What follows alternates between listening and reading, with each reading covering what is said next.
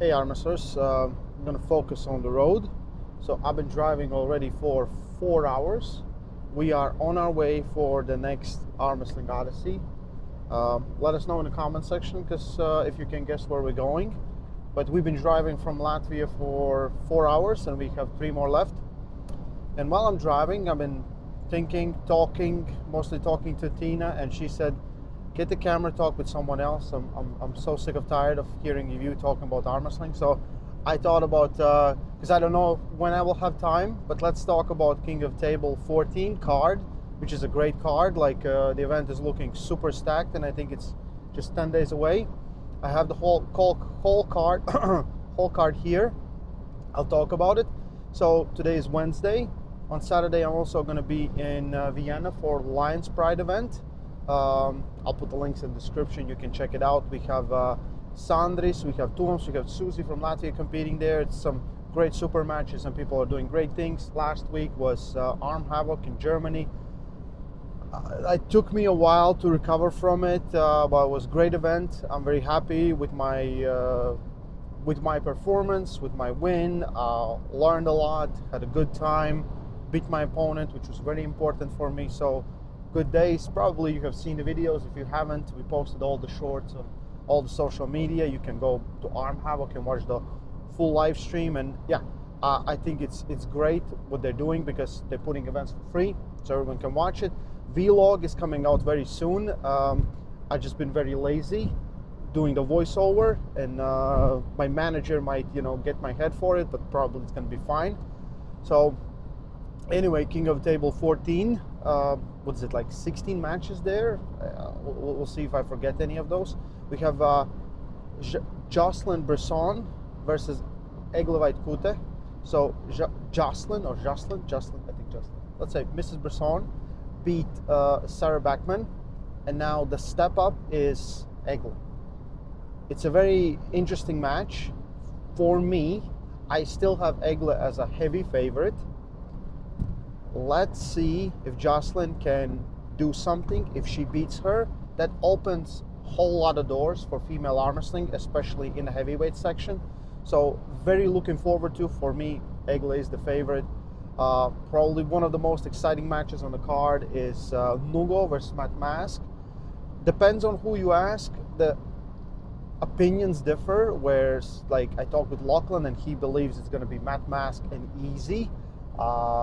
I think if Nugo can get some hold of him, can get something going, it's not going to be an easy match, but I do feel like it's a close match.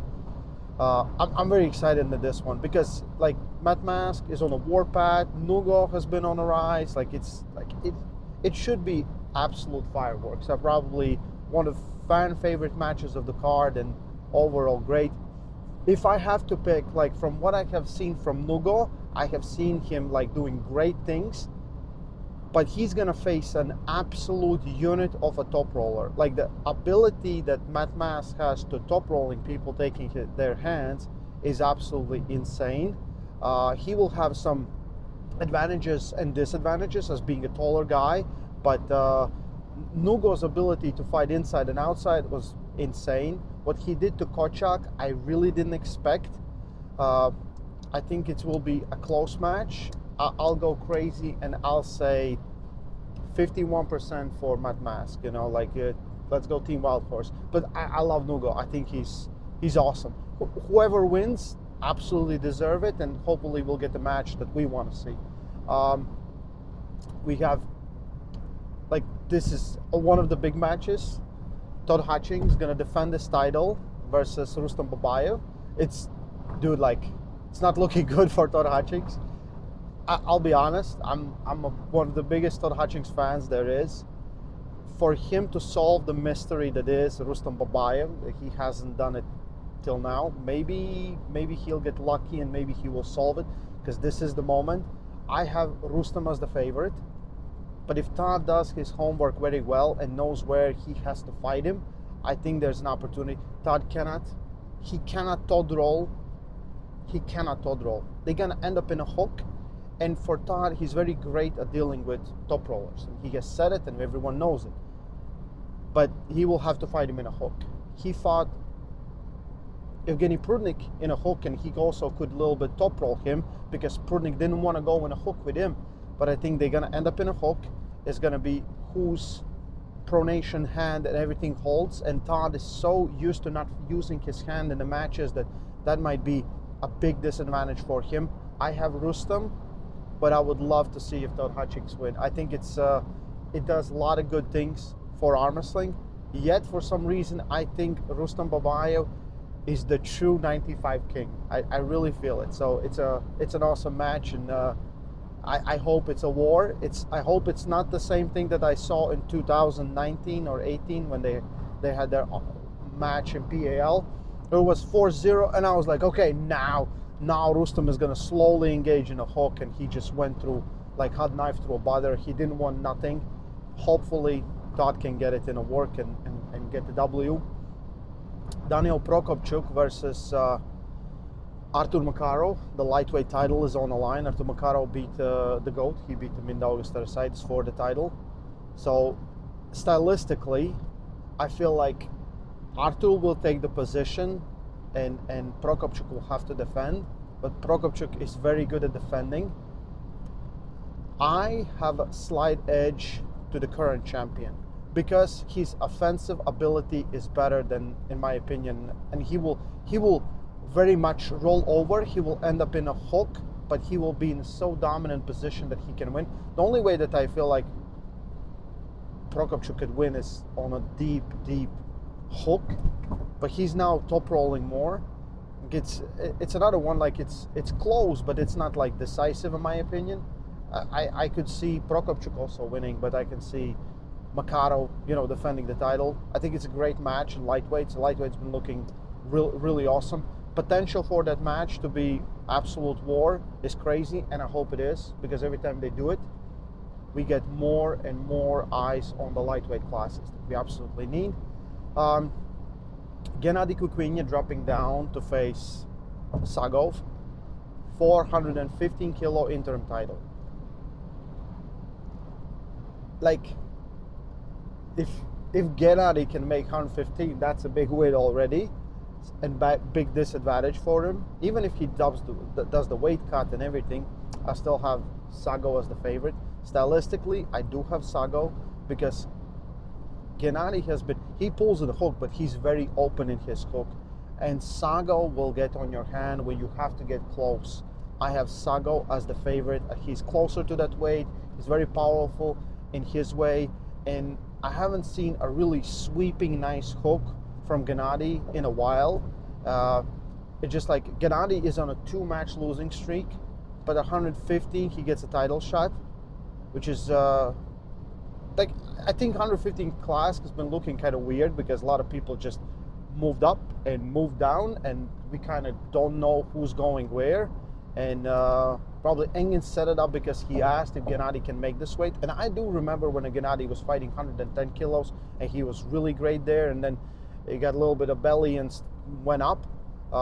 Potential for an awesome match, very high. My pick is Sagov in this one. Georgi Tsvetkov going on a left arm, what we haven't seen in a while. I think the last time I saw him pull lefty, maybe he pulled some matches in between, but I think it was versus Travis Bajan, probably in Moldova 2018, like in a super match format, and he's facing Dadikian. Which is interesting in this match is, I think Dadikian will be so powerful that he will hook him every single round. I think it might be the same scenario it was with Kurdecha, which is very, very interesting. Dadikian is awesome, and at 125, 130 kilos, he's a absolute beast. I think left arm is becoming more and more competitive. It's more and more interesting. If Georgi beats him, opens the door to many different possibilities, to many different things that, again, for left arm, great. But I do have Dadikian just from his insanely dominant performance. But again, there's a guy that is very hard to very hard to hook, which is Georgi, and there's a guy that hooks everyone. Like, you can make a better match, I think, in left arm. It's going to be awesome. We have Kalina versus Matyushenko. the match will end up in a hook. There's no way around it. Kalina cannot press him. You cannot top roll him. You're gonna end up in a hook. Kalina will want to go straight sideways like he does, and Ivan will turn him. I want to see what happens afterwards, because I think Kalina has great endurance, but beating Ivan in a hook would be great. Like, that would be great. And I think it's also at 115 kilos, right? In my opinion, any of those guys could easily, go for the world title at 115 kilos and maybe face winner of Gennady and Sagov, and and Kalina has been looking great. Kalina has been pulling really well in his weight class, and he's been awesome in super heavyweights. So it's great to see him. Last time he faced Frank Lamparelli, didn't give much choice to or options for Frank, but a completely different style. He's very great dealing with top rollers where you just want to go sideways, you have the hand to hold it, and even if you lose the hand, you still have some things to fight with. But with Ivan, you're gonna end up in a hook, and there's just, you can't run away from Ivan. We have a rematch from, I think, the second or third East versus West. David Samushia versus Paul Lin. I would rather have David Samushia fighting at his own weight, but I feel like he wants to right the wrong, And the first time I think it was a battle, was 3-2. Paul won, but it was also Samushia just coming back, this time at 95 kilos. First time I heard about it, I thought it was world title, and I thought that Samushia is gonna face, Paul is gonna make the insane cut to 85, but it's not. So it's a 95, exciting match. It's gotta be a war. Like, there's no running away from it. This is gonna be a war. Like, there's so many matches that just, in my opinion, gonna end up in a war. But I don't know if it's gonna be close. I feel like Paul has increased his power so much that he can just run through people. But if we take a look at the match versus Sasha Andreev, when he faced Sasha, he did well, but Sasha did beat him. But Sasha didn't want nothing from Samushia's hook. It was also a smaller version of Sasha they both faced, but and there's few more. But like, listen, I have to pick the champ. I love Paul Lin, but just 51% goes to the champ. If Paul wins, we leave Samushia at 85 kilos and let him beat everyone 20-0, and it's fine. But I think great match, great rematch. First time was awesome. Probably going to be just like this last time. Let's see what the lanes guys will choose this time and where they want to improve and where they want to go. We have Petro Markarin versus Lachlan there. Petro is a big step up for Lachlan, very big step up. If Lachlan doesn't fight with that big hand, if he doesn't fight with that hand, he has good options, in my opinion, in stopping. If he can find a position where he can stop, where he can get in a hook, there could be a good match. But I still have Petro as the favorite. With all the accomplishments he has had, with all the things that he has done in arm wrestling, he's ahead of Lachlan. For Lachlan, if he wins, that's a big statement and a big victory, and puts him on a correct path in the future. We have Zerano versus Kamil. I love this match.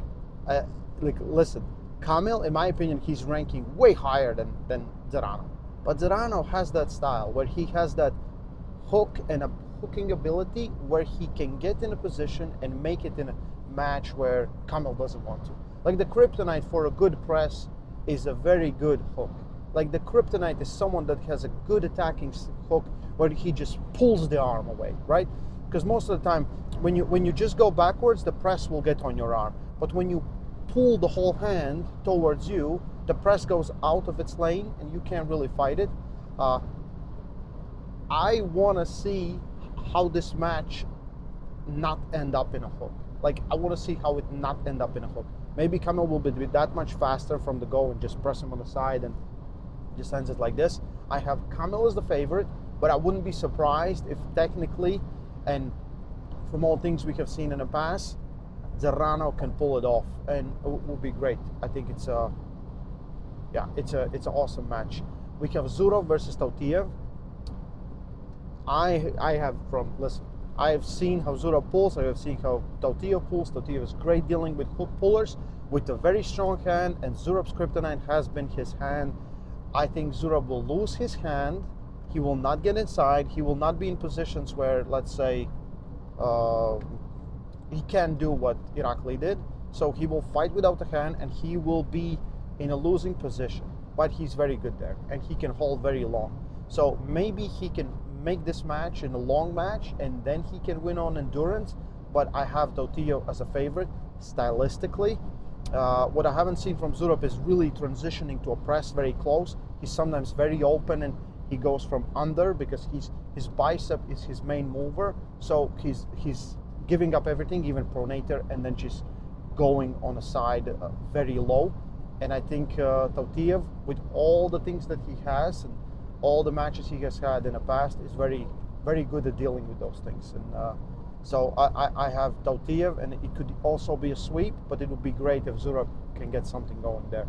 I think I just forgot the big one, and it is Vitaly versus Monster Todd. I'm on that unpopular opinion where I do think Michael is a very special guy, and to beat Michael, you can be just good at one thing. And I haven't seen the other thing that you need to beat Michael from Vitaly. Vitaly has all the advantages. He has more than all the advantages. He has the height, the hand is longer, the arm is longer, the strength, the speed, everything is there to take the center and climb. The problem is we haven't seen him doing that ever. We haven't seen him doing that ever. And I saw some, we all saw the videos with Morozov and something, like, I don't know, like it could be a trap, and I don't want to take a lot from those. But if you're trying to do something like that, you're going to get stuck and you're going to lose. Like, the only option he has is round 1 or 2 quick flash pins before Michael can set it up and get in position. But I do think Mike is strong enough to pull him in that position, and then it's going to get ugly. Like, I think if Vitaly wins, easy, like, we should skip everything else. After Hermes has done with 11 and whoever wins, he gets the title shot straight away. No talk. Let's not put him versus Devon. Okay, I'm kidding. Doesn't matter. But if he beats easy Michael Todd, like, he's the guy. He's the guy. Like, he is absolutely the fucking guy. But I just don't see it. I just don't see it. Like, as great as Hermes is, as great of technician, power-wise, everything, Hermes is that guy. And Vitalik has always been, because he has all these natural gifts, and he's just really strong, and he can just go through people with ease, you know. But just for me, I have it 60-40. If Mike wins ugly, like, Mike cannot win it like easy and nice and beautiful, and like, no. Mike will lose a lot of things. The only thing he will keep is probably his pronator and his arm in almost straight position, and fight till the end until Vitaly gives up, and then Mike wins. Like, this is how it is. And faster arm wrestlers understand who they're facing, you know, easier it's gonna be. Everyone thinks that they are just too good until they freaking fight Michael Todd. Like, you can talk with Hermes. Hermes was like, he can tell how insanely strong Mike is in that position, how hard it is to overcome that position. And especially, like, for Hermes, he has a shorter arm and everything. It's like, it takes a lot of power from him. For Vitaly, it should be easier. All those things should be easier if he can do it, you know. So anyway, that's my look on King of Table 14. Great card. As usual, I'll put the link in the description. You get the pay-per-view, support arm wrestling. There's more great arm wrestling, like last week Arm Havoc, this week Lion Pride, next week King of Table. Like, arm wrestling is doing great. Anyway, stay strong, love arm wrestling, and keep your eyes on the road.